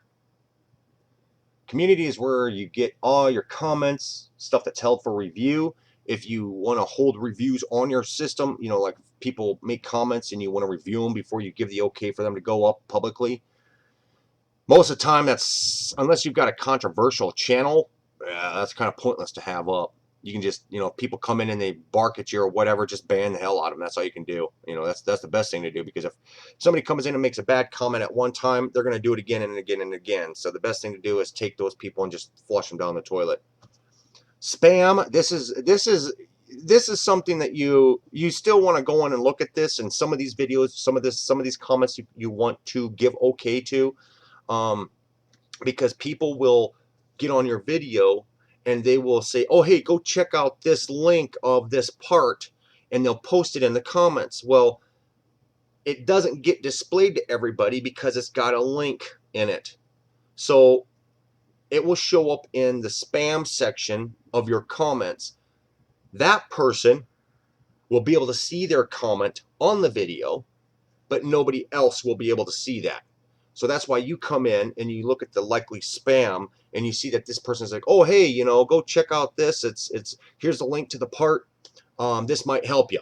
And if you go and you check it out and it's a legitimate thing, then go ahead and approve that link. Go ahead and approve that message, so that way it actually gets placed onto your video comments. So that way other people who are coming in and watching your video, they can go down and they can see that somebody posted a link going off to a part that you're using, that you were looking for in the video, and here it is right there. you've actually just helped somebody out by that person has just helped you out and helped somebody else out who came into your video and checked it out, so they can go find that part themselves. So you want to pay attention to this likely spam stuff, because sometimes YouTube will automatically take any type of link and classify it as spam.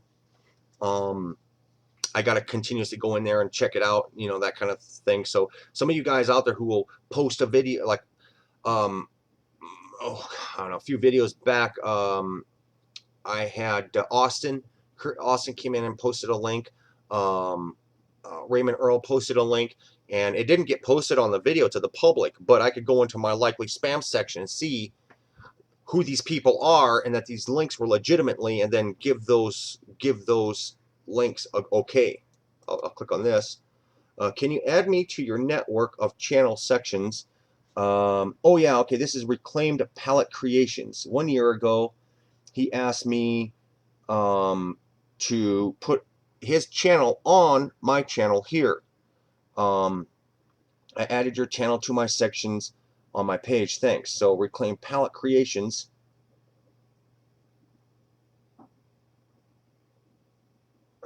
Sorry, I haven't been able to upload any new videos.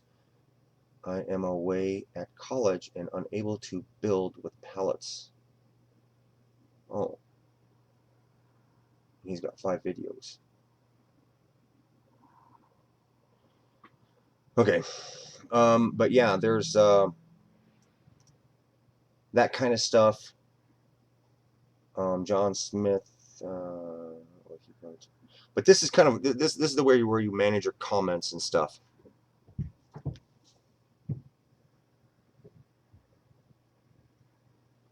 Yeah.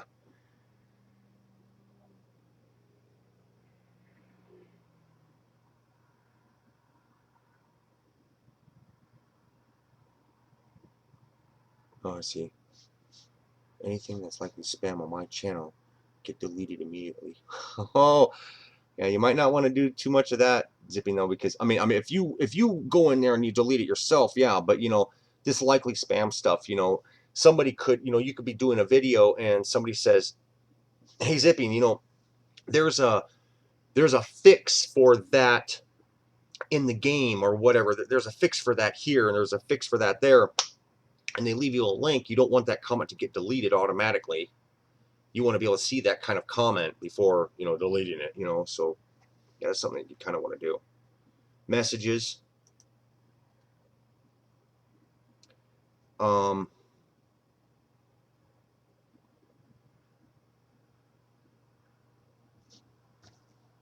oh wait, that's subscribers. No, messages. There we go. Filtered messages, likely spam, sent messages. These sent messages right here, most of the time these are messages that you send to other people, not really a message that comes back to you. Fan funding, that's pretty explanatory. You know what that's all about. Contribute subtitles. This here is a little bit different. This is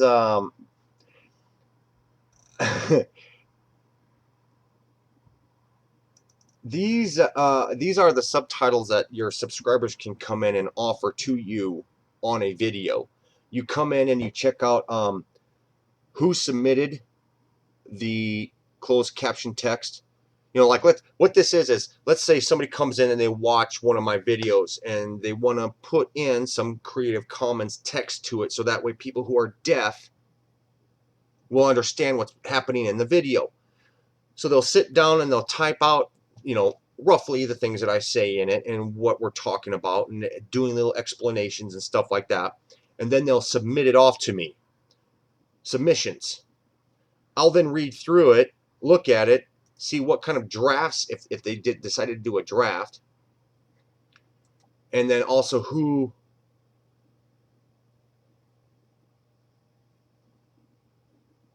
Oh, these are people I could contribute text to. See all this? Oh, that's weird.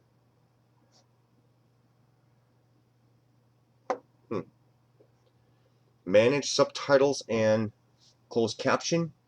Community settings. Here we go. Community settings. Now, this is where you get to be a bad guy. Ha ha! Or a good guy. You can set up people being moderators to your channel, which means other people can log into your channel and upload videos. This is the kind of thing that let's say a bigger YouTube channel, like let's say if Honda started a YouTube channel and they've got 4 district sections out there and they all do their own content. Well, this is where you set up a moderator where all 4 of those people will set up their own YouTube channels. They will upload a video onto their own channel or whatever, but they will also use their Google account to sign in to the moderator section of Honda's primary page. That's what that is for. So I could set up other people out there to log in to my YouTube channels and stuff like that. Approved users, these are people who are approved for moderation. I'd most likely oh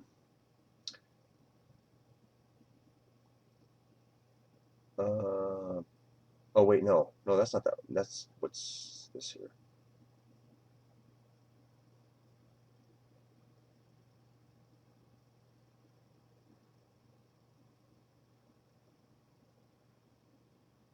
Oh yeah, okay. I see. I think what this is, the approved user section, is that you can put people's names in there that no matter what they say, they're always approved. I think that's what that's for. Hidden users, yeah. That's where you can hide people's comments from the channel. You can see it, but they're not comments that the rest of everybody else can see. Let's see here. Blacklist. Oh yeah. You'd be surprised at what my T-Man's Go-Karts channel. This channel, you should see my blacklist. God. Setup highlights.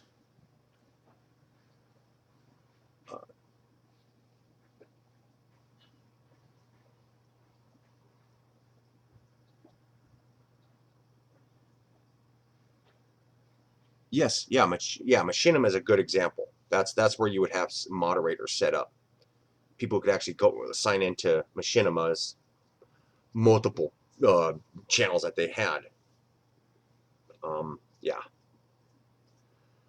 Let's see here. Comments and messages from channels with more than 500 subscribers. Set up highlights. That's weird. I don't understand that. Set up highlights. Comments and messages from highly engaged fans. That's weird.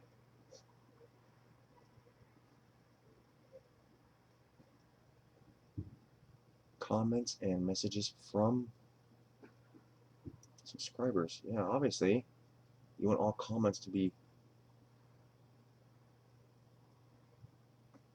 comments and messages from channels with more than 500 subscribers.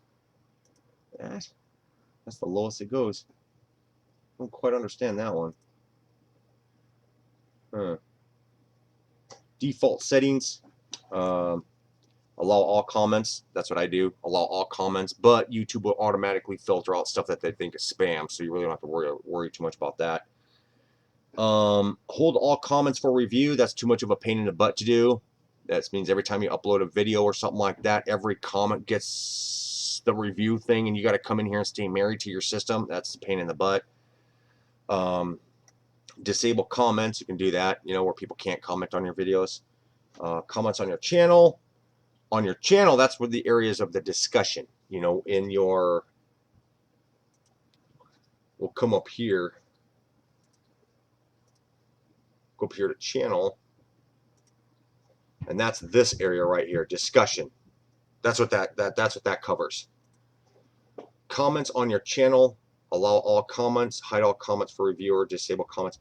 Yeah, that's what discussion is. So if I click on discussion, ding, It'll show me all the what? Nobody's commenting on this. Damn it! What's this review? I guess I probably shouldn't be showing this. Oh yeah, okay. This is the same place we were at before. Yeah. Oh, here. This is something for you guys. Sometimes you guys will come across channels that don't have all this crap right here. Well, this is what you do. You see all this stuff right here? YouTube automatically takes people and defaults them. Keep all my like videos and save videos private. Keep all my subscriptions private. No, I have all that on. Customize the layout.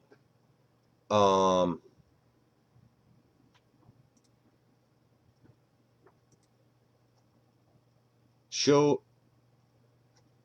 What's going on here?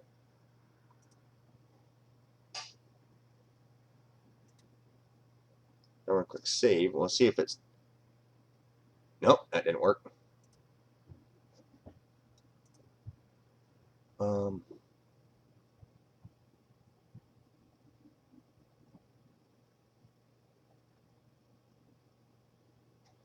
Well,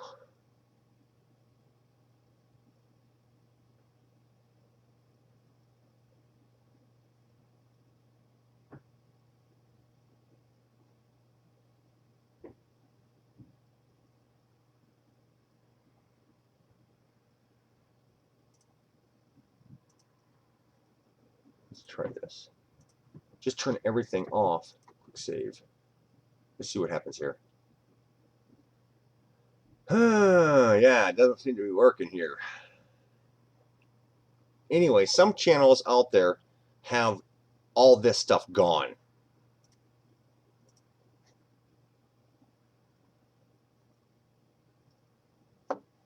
You can't see any of these links in a channel. Home video playlist or anything like that. What you do is you come up over here to settings and it'll ask to customize. Do you want the customization to your channel? And you click on yes. I don't see it here since I turned everything off. I don't know why it's showing. It hasn't done anything special to my channel, so yeah.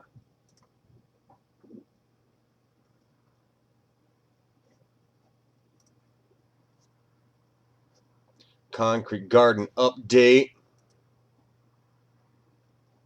Yeah.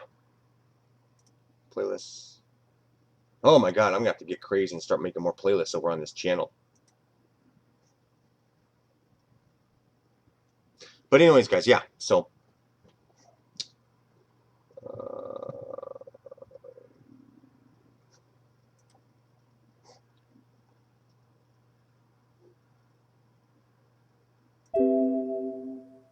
what? Oh yeah. I guess I better put save because I did click that one.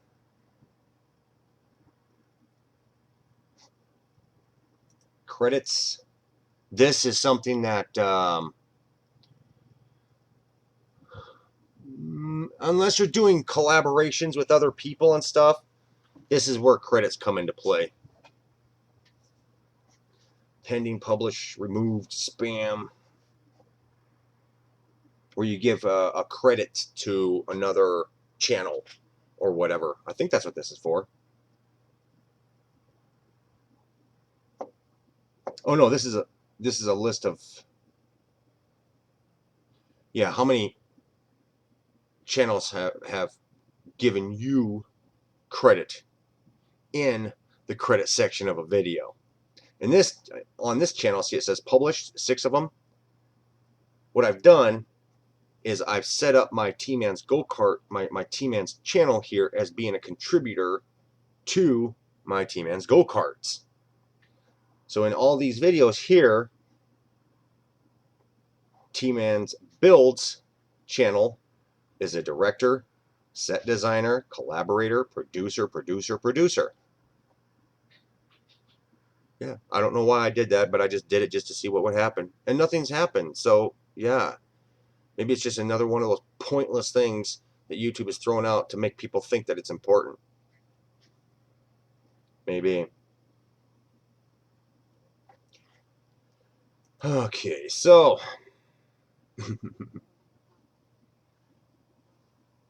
Yeah, prankster man, I think I'm gonna shut this video down. And like I said, you guys, if you guys found this information good, if it helped you out, it helped your helped you be able to manage your stuff a little bit better, stab the like button, and make sure you type in the comments down below that you like boobies. Yeah. All right, guys. I'll see y'all later. If I can turn this thing off, I don't even know if I can.